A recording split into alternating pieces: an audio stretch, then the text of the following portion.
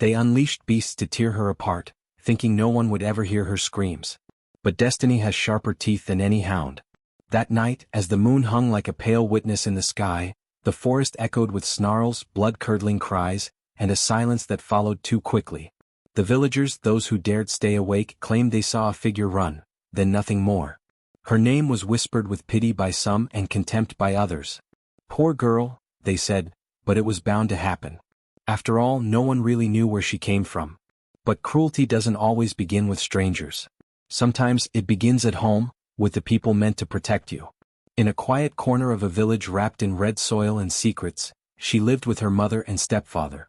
Her real father had vanished long ago under circumstances no one ever spoke of. And when her mother remarried, there was no celebration, no joy.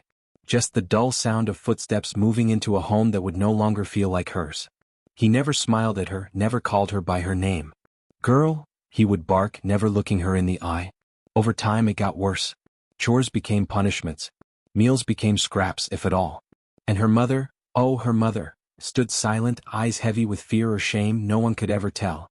The villagers noticed her bruises, her silence, the way she winced when anyone came too close. But silence was a language they all understood too well. No one asked. No one interfered. Still she endured. Not because she was strong, not yet, but because something inside her refused to shatter completely. Her name was Amara, though few used it. She spoke little, moved softly, and watched everything. In the shadows of her suffering, she learned to listen, to the wind, the trees, the rhythm of people's hearts.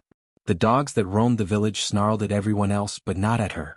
Animals, it seemed, knew the language of pain. But then came the night that shattered everything. No one knows exactly what happened, only that the stepfather came home angry, louder than usual, his voice booming through the small hut like thunder. There had been a theft at the village council hall.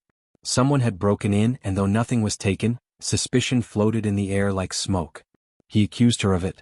Not because there was proof but because she was easy to blame. She was alone, quiet, strange. She didn't fight back when people shouted. She didn't cry when they scorned her. That night, he led her out into the edge of the forest.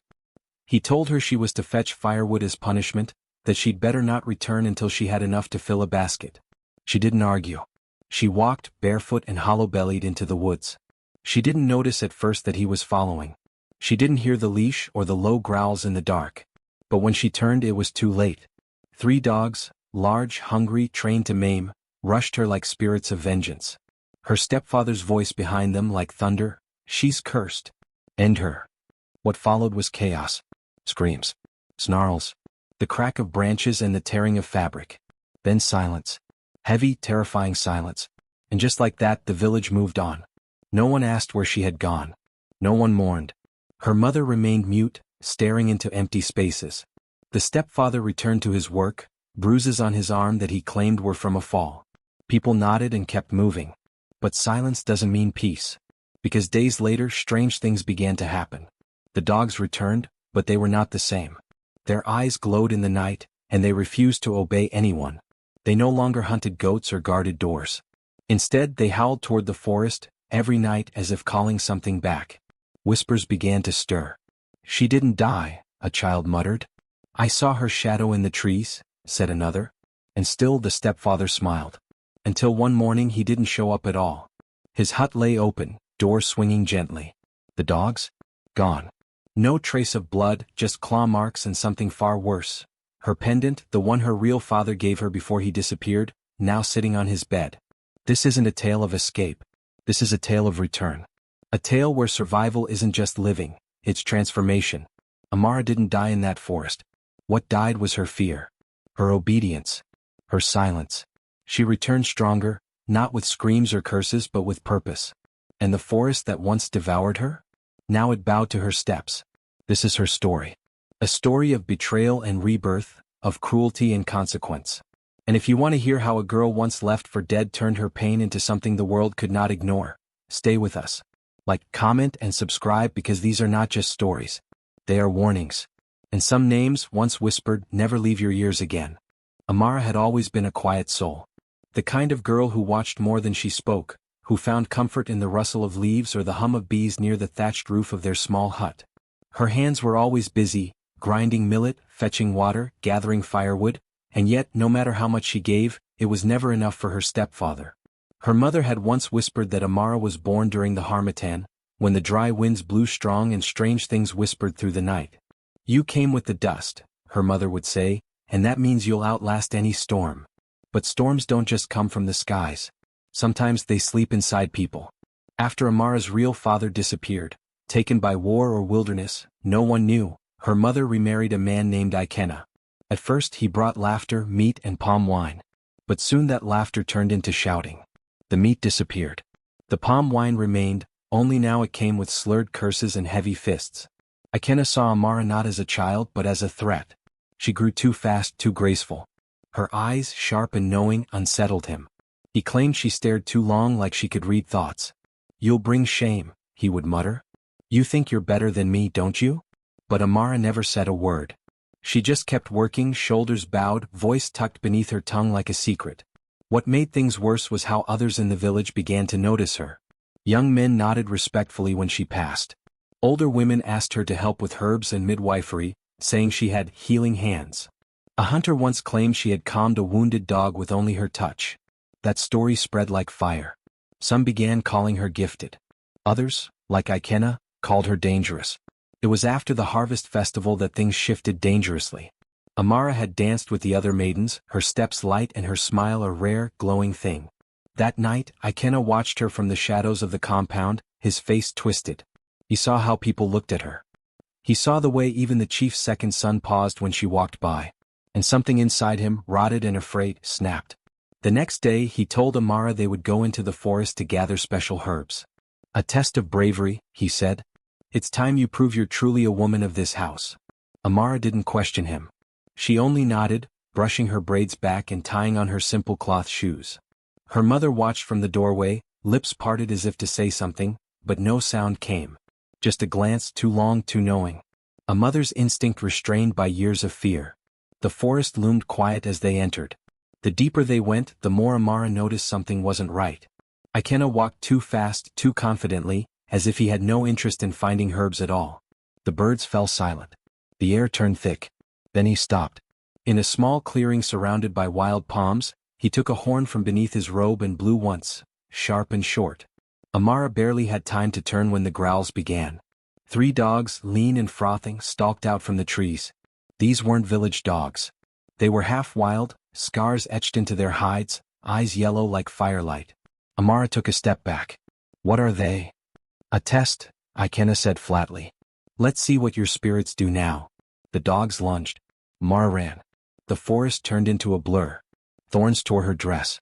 Roots clawed at her feet. The growls behind her were relentless. She didn't scream. Screaming would waste breath. And no one would come anyway. Branches slapped her face. Blood painted her arms. But she kept running, deeper, farther, until the world fell away beneath her and she crashed into darkness. Back in the village, Ikena returned with a torn cloth and a lie. She ran, he told them, into the forest like a mad thing. I tried to stop her. The dogs followed. I heard screams. She's gone. Some villagers murmured, others shrugged. It was easier to accept than to ask questions. Amara had always been strange, hadn't she? Too quiet. Too clever. Maybe the forest took her. Maybe the spirits reclaimed their own. Her mother wept for a night, then stopped. No body, no burial. Just silence. But silence isn't always empty. And the forest? The forest had heard everything. What Ikena didn't know, what none of them knew, was that Amara had not died that night. Bruised, bloodied, and half-conscious she had been found. Not by humans. But by something older. The wild remembers kindness. The dogs that should have killed her stopped. One whined and licked her face. Another circled her protectively. Something deep inside them recognized her. Perhaps it was the calmness in her breath, or the whisper of old power the forest had long forgotten. Whatever it was, they didn't finish the job they were told to do. And as the moon shone down through the leaves, something else came. Figures made of mist and memory, ancestors cloaked in forgotten language. They knelt beside her. They did not ask if she was ready. They simply placed a mark on her skin and vanished like smoke. The forest had chosen. She would not return the same. And Ikena's betrayal would not go unanswered. Amara ran like the wind itself had gripped her ankles. The forest was a labyrinth of shadows and thorns, and every step felt like it could be her last. The snarls behind her were getting louder, 3 wild dogs trained for only one thing: to kill. Their paws pounded the earth, their breath was hot with hunger, and their master's hatred followed in their wake like smoke from a cursed fire. Her feet, bare and bleeding, found paths no one had walked in years. She ducked under branches and leapt over fallen logs, but the forest stretched endlessly before her. Every direction looked the same, thick, tangled, and unkind. Still she did not cry. Amara had grown up swallowing tears, learning the language of silence, of pain endured without complaint. Her mother had taught her how to suffer quietly, but now the only lesson that mattered was survival. The first dog snapped at her heel, missing by an inch.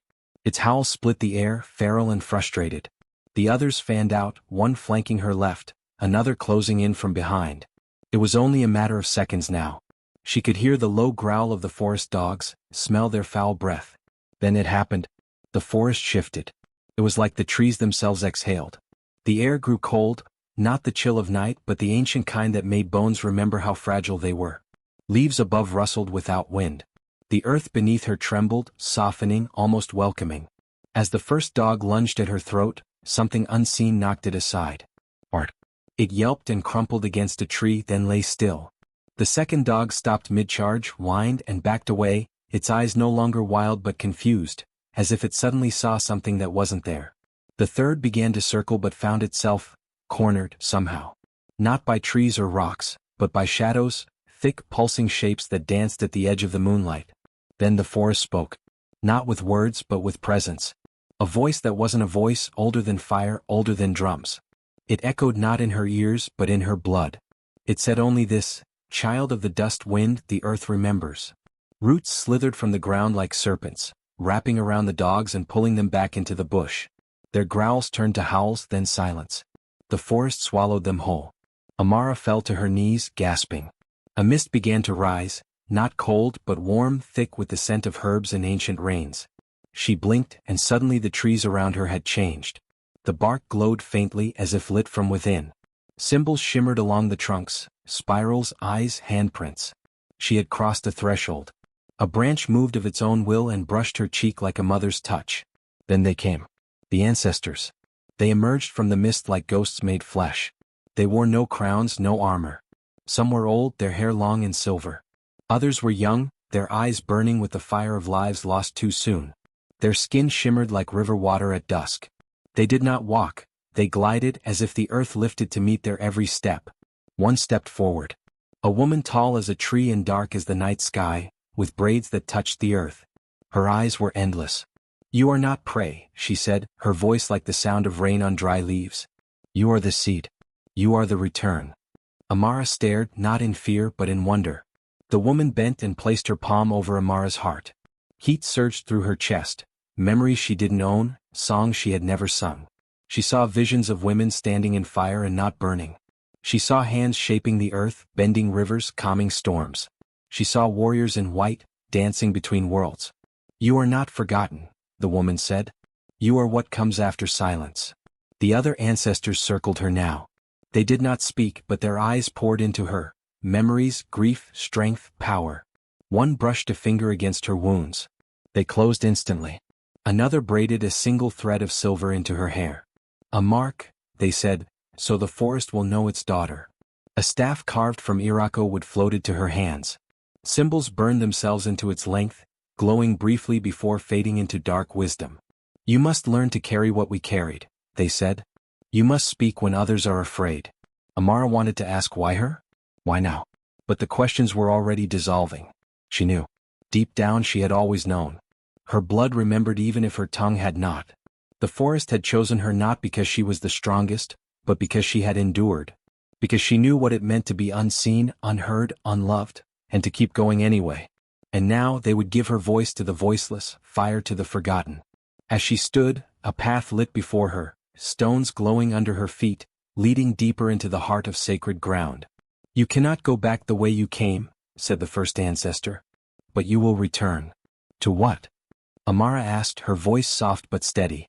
"To those who believed you dead," the woman replied. "To the man who sent death after you. To the mother who stayed silent. To a village asleep in lies. You will return and the earth will speak through you." Amara looked down at her hands. No longer trembling. no longer cracked from labor or stained with shame. These were hands of legacy now. Hands of reckoning. The forest did not promise safety. It did not promise peace. But it promised truth. And that was enough.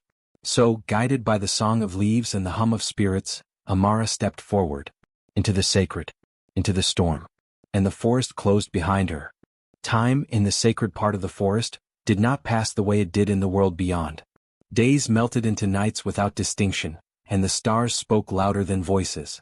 Under the canopy of memory and magic, Amara slept for what felt like both minutes and moons. And when she finally woke, her body was not the same. Her wounds were gone, not just healed but rewritten. Where bruises once bloomed like ink stains, now her skin shimmered faintly, kissed by the essence of ancient herbs and the light of ancestral touch. Her bones no longer ached from fear. Her spine stood straighter. Her eyes saw more. The ancestors were not always visible. Sometimes they were whispers in the wind or warmth at her back when she walked alone. Sometimes they were the shape of a bird too large to be real or a face in the bark of a tree. But they were always watching, always guiding. One day the tall woman returned, the one with braids like roots and eyes like wells. She brought Amara to a pond so still, it held the sky. "Look," she said, "and see not your reflection but what you are becoming." Amara leaned forward and gasped. Her face was still hers, but more. Her eyes burned with gold, her cheekbones marked by faint, glowing symbols. Her hair flowed longer, darker, laced with threads of silver.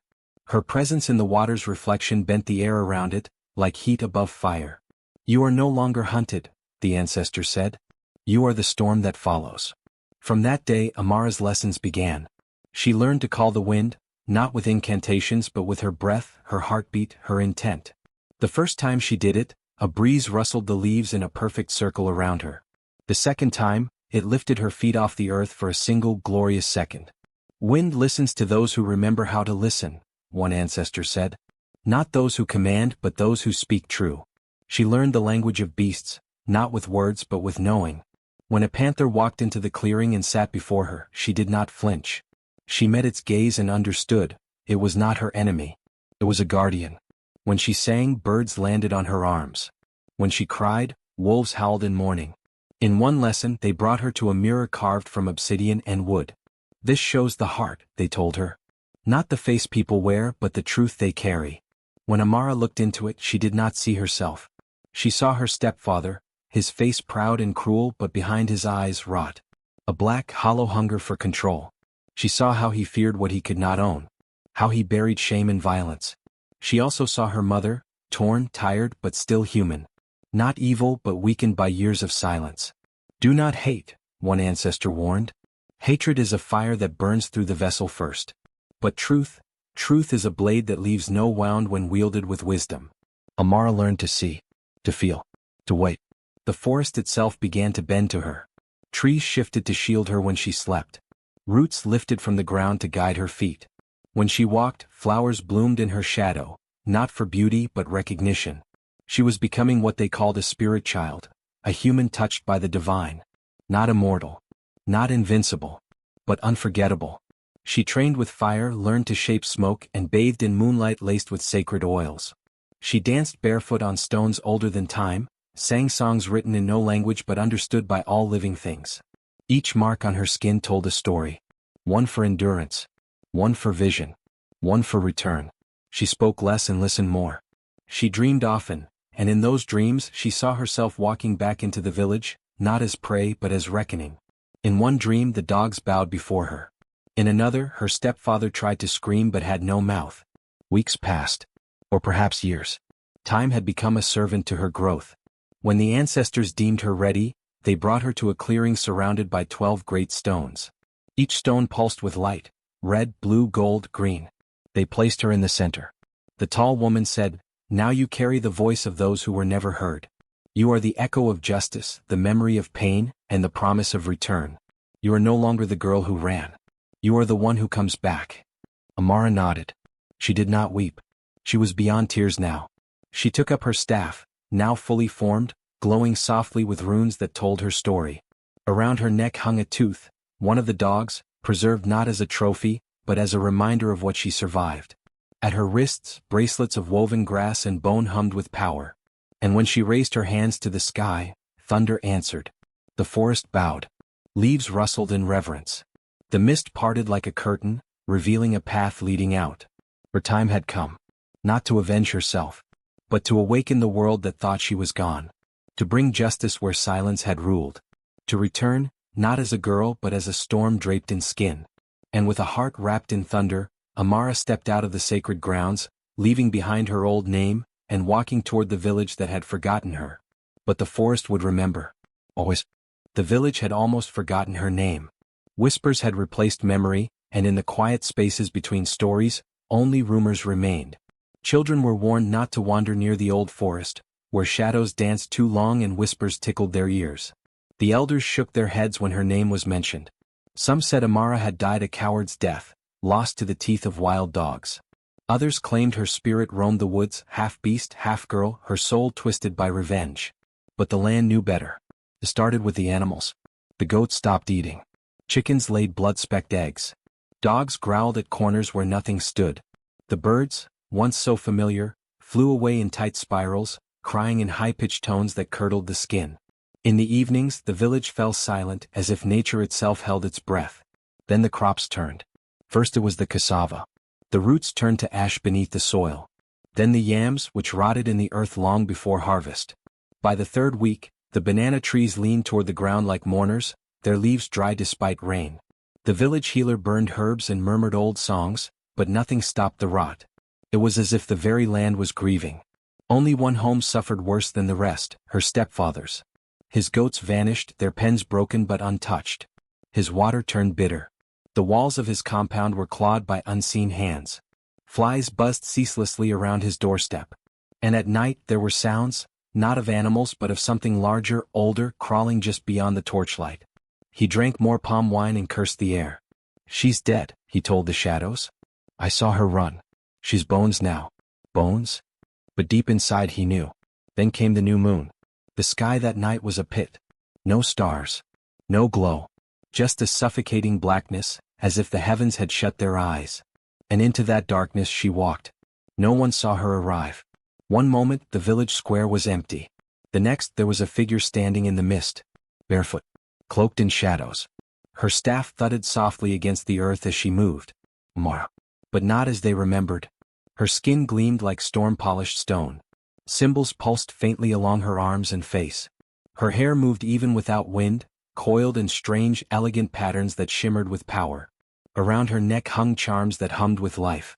Her eyes were not eyes. They were storm clouds lit from within. Those who looked at her could not speak. The village warriors stepped forward, spears trembling in their hands. She did not lift a finger. Their spears bent backward. Their legs gave out beneath them. They fell, not struck but surrendered. Not to violence but to awe. Even the bravest men bowed their heads. She walked straight to her stepfather's home. The doors opened without a touch. He was waiting inside, clutching a machete that shook in his grip. He was thinner now. The fear had eaten him slowly. He stared at her as if facing a ghost. Amara, he whispered. You were meant to die. Her voice was low, cold, and filled with echoes. But I didn't. He raised his blade. The fire in his hearth blew out. The air twisted. Shadows pooled at her feet, crawling forward like snakes. She stepped closer. I gave you my trust, she said. And you gave the dogs my blood. His hand trembled. You were growing too strong. Your mother listened to you more than me. The village admired you. You were becoming something I couldn't control. Amara smiled, but it held no kindness. That was your first mistake, thinking I was yours to control. The wind howled outside. Windows shattered. The walls cracked. She lifted her staff. The earth groaned beneath them. Visions filled the room. He saw every sin replayed, his cruelty, his lies, the night he led her to the forest and watched the dogs run. He saw her scream. He saw the forest open and swallow her. He saw the ancestors awaken. He dropped the machete. Please, mercy. I was afraid. And you should still be. Amara raised her hand and mist coiled around his body. Not to kill but to reveal. The villagers, drawn by the storm, gathered outside. And through the walls now turned to smoke they saw everything. The truth. The betrayal. The blood. They saw her pain. Her survival. Her rebirth. And they saw him, broken, trembling, exposed. Amara turned to the villagers. You believed his lies. You let him bury me with silence. But silence does not erase truth.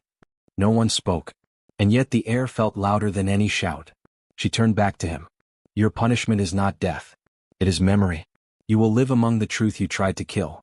The people will see you now. The rot will not hide you. He fell to the ground, sobbing. No chains held him, but none were needed. Amara stepped into the night, and the mists parted for her. Not a single torch lit her way, but her path glowed. Behind her the village was changed. No one would speak of her with pity again. They would speak with reverence, with shame, with awe. She had returned, not for vengeance but for reckoning. And in her footsteps the earth bloomed.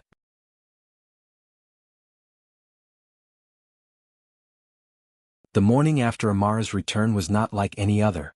A heavy silence hung over the village, not the silence of peace, but the charged quiet of a storm not yet broken.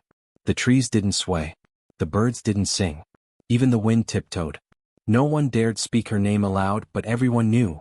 Today was the day of judgment. Amara didn't summon them, they came of their own will. From every hut and field, every path and corner, the villagers gathered near the sacred stone at the center of the square. Their faces were drawn with fear, curiosity, guilt.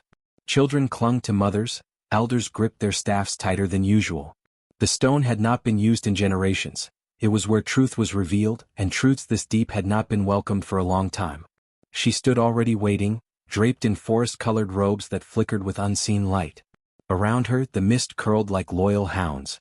Her eyes shimmered like dusk rain, and where she stood even the soil seemed to breathe. Her stepfather was dragged forward, not by hands but by the force of guilt and fear. He walked like a broken shadow, his shoulders bent, his eyes wide and hollow. No one helped him. Even those who once called him brother, friend, or leader stepped back, as though contact would burn their skin. Amara's voice cut through the morning like a blade. Do you know why we are here? No answer. She stepped forward. Her voice deepened, filled with echoes, one voice yet many. Because truth demands it. The sacred stone glowed faintly beneath her feet. Her fingers moved in a pattern lost to most but remembered by the land. With each motion, wind stirred, and the mist around her began to shift and dance. Then with a single word the air cracked. Witness. From the earth rose shapes, ghostly, flickering, like smoke molded into faces and scenes. The villagers gasped, some falling to their knees. What they saw was not imagination. They saw Amara as a child, kind and soft-spoken, working in silence, taking the blame for things she never did. They saw her stepfather watching her, not with love but calculation. They saw the night of the betrayal, the test of bravery. They watched him walk her to the forest's edge, the dogs snarling behind him. They heard his voice whisper, "Run." They saw her sprint into the dark. They saw him turn his back.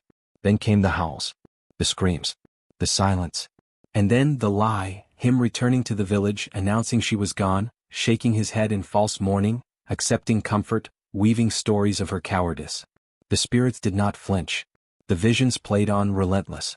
They showed the truth of his rule, how he silenced her, how he shamed her mother's memory, how he threatened those who dared speak in Amara's defense.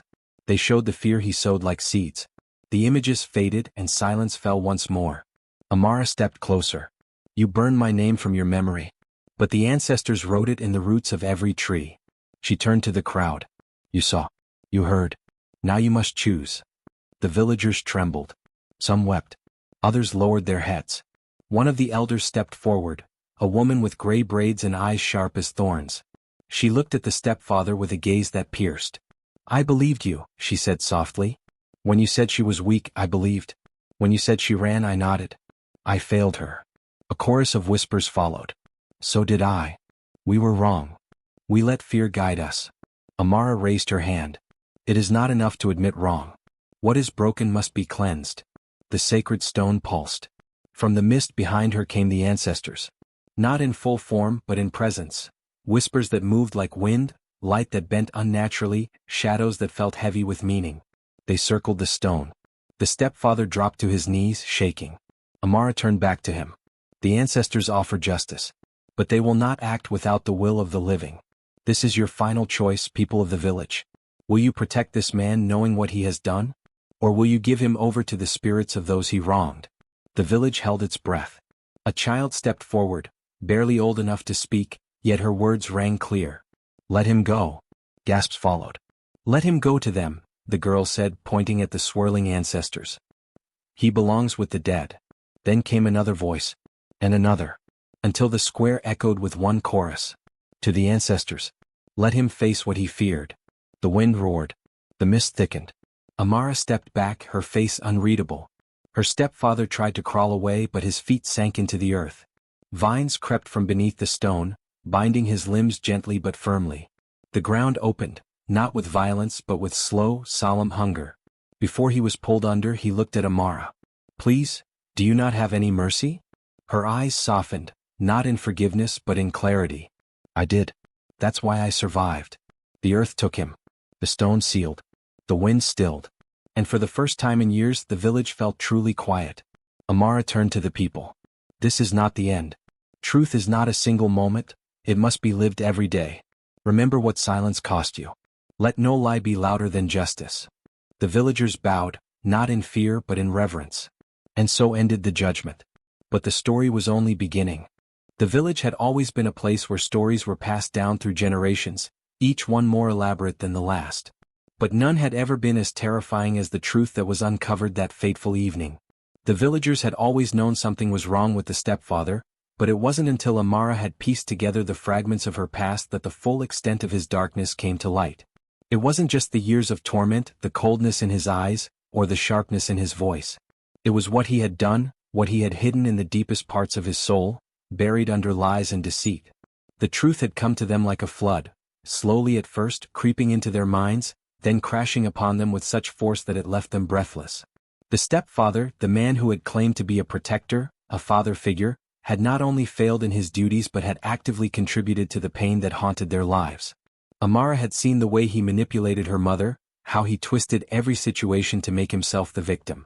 She had felt the weight of his cold gaze on her skin, the subtle threats wrapped in the guise of care. But the villagers hadn't known. Not until that night. When the truth was revealed, the reactions were immediate and harsh. The villagers, who had always revered the elders and upheld the rules of community, were horrified. The very foundation of their beliefs was shaken to its core. How could one of their own be so twisted, so cruel, so full of darkness? The shock was palpable as whispers began to spread like wildfire, each person trying to make sense of what had happened. Some were filled with rage, others with disbelief, but all were united in one thing: the stepfather was no longer welcome. He was cast out with nothing but the clothes on his back, the life he had built in the village now reduced to ash. His arrogance, which had once shielded him from the consequences of his actions, was shattered by the collective power of the people who had finally seen through his carefully constructed facade. The villager's judgment was swift and final. He was no longer part of their world, no longer allowed to live among them. With the weight of their condemnation heavy on his shoulders, he fled into the forest, seeking refuge in the only place that could offer him any form of solace, the wilderness. But the forest, once a place of refuge, became his prison. No matter which path he took, no matter how far he wandered, he could not find a way out. The trees, which had once seemed so welcoming, now loomed over him like silent sentinels, trapping him in a web of his own making. The forest had a way of distorting time and space, and no matter how many steps he took, the world seemed to close in on him. The once familiar paths twisted in strange, unsettling ways, and the more he tried to escape, the further he seemed to be from freedom. His screams echoed through the trees, piercing the silence of the forest. They were desperate cries, full of fear and regret, but there was no one to hear them. The villagers, having sent him away, had no intention of looking back. They had done what needed to be done, and their part in the story was over. The forest, however, did not care about their judgment. It had a different way of dealing with those who sought to escape their past. For days, his screams echoed through the wilderness, carried on the wind like a warning. At first, the villagers believed they were nothing more than the cries of an animal or the echoes of the wind itself. But as time passed, they began to realize that something was terribly wrong. The man they had cast out was not merely lost. He was trapped in a cycle of his own making, unable to escape the consequences of his actions. His voice, once so filled with command and authority, was now a hollow shell of its former self, filled with fear and desperation. And then, just as suddenly as it had started, the screams stopped. Silence fell over the village and the forest alike. It was a silence so profound that it seemed to swallow everything. The wind ceased its howling, the trees stood still, and the birds stopped singing. It was as if the world had held its breath, waiting for something, anything, to break the stillness. but nothing came. The forest, having exacted its judgment, offered no answers. The stepfather was gone. For Amara, the silence was the most profound of all. She had heard the rumors, the whispers of the villagers, but she had not sought out the truth herself. She had no need to. She had already known. She had always known. The darkness that the stepfather had carried within him had never been hidden from her. It was something she had felt in the pit of her stomach, something that had haunted her dreams long before she had fully understood what it meant. The revelation of his true nature was a cruel confirmation of the pain she had always known in her heart. And yet, despite everything, Amara refused to let the darkness of the stepfather consume her. She had seen what it could do to a person, how it could twist their heart, corrupt their soul, and leave them broken. But she would not allow it to break her. She would not let his actions define her. Instead, she left judgment to the spirits, those ancient forces that had always watched over the village, those who knew the truth in ways that the human eye could not see. In the face of such evil, Amara chose to be the light. She chose forgiveness not for the stepfather but for herself. She chose peace not as a gift to him, but as a way to heal the wounds that his darkness had left in her heart. She did not need to understand why the stepfather had become the man he was. She did not need to know the reasons behind his actions. The spirits would have their say, and in time, their judgment would be far more powerful than anything the villagers could impose. She knew the truth, there was no power greater than the will of the spirits. And though his story had ended in the most tragic way, hers had not. She would continue to live, to learn, and to grow, not in the shadow of his darkness, but in the light of everything that was good and pure within her. The reckoning had come, but it was not for her to deliver. It was for the spirits, and they had already spoken in their own way. Silence had fallen, and in that silence, Amara found her peace. In the days that followed the reckoning, Amara found herself standing at the precipice of a new beginning. The village, once shaken to its core by the dark revelations of the stepfather's betrayal, began to heal. Time moved in its endless cycle, but the wound left by his cruelty remained, though it slowly began to close. Amara's strength, once forged in the fire of pain and loss, became a beacon of hope for all those who had once been silenced or mistreated. She had always known that her purpose went beyond mere survival. The trials she had faced had shaped her into something more than just a survivor. They had transformed her into a healer, both of the body and of the spirit. And as the villagers began to rebuild their lives, they looked to her for guidance, for reassurance, for strength. She was no longer just a woman carrying the weight of her past. She was now a protector of the village, a guardian of those who had nowhere else to turn. Amara's role as a healer took many forms.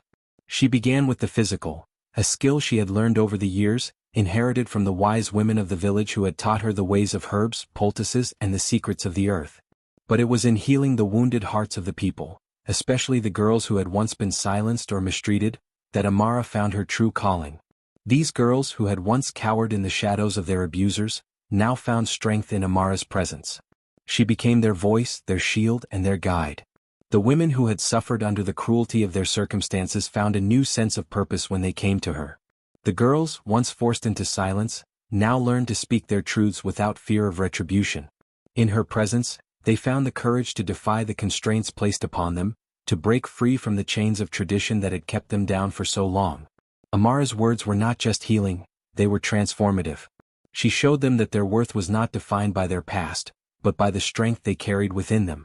She taught them that they were not to be defined by the hands that had hurt them, but by the spirit that dwelled in their hearts. And so, a new tradition began to take root in the village, one that honored not only the spirits of the forest but also the strength of those who survived betrayal. The villagers, inspired by Amara's unwavering courage, began to hold ceremonies where they would speak the names of those who had been mistreated, who had faced darkness in their lives. These ceremonies were not just for the dead, they were for the living as well.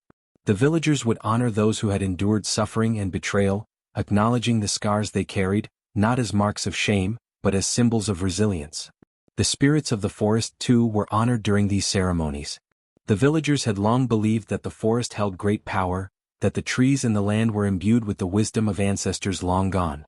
The spirits of the forest had watched over them through times of hardship and joy, and now, in a time of healing, they were called upon to continue their watch. The villagers would gather around the ancient trees, offering prayers of thanks for the protection and guidance they had received, and they would ask for strength to face the challenges that still lay ahead. It was during one of these ceremonies, as the sun dipped low behind the trees and the firelight flickered in the distance, that Amara was formally recognized as the village's healer and protector. The elders, who had once been wary of her independence, now saw the wisdom in her actions and the power in her spirit. They called her forward and placed their hands upon her shoulders, blessing her with the title she had long since earned. Amara stood before them, not as a girl broken by her past, but as a woman forged in its fires, strong and unyielding. The village, once divided by fear and shame, now stood united in their respect and admiration for her.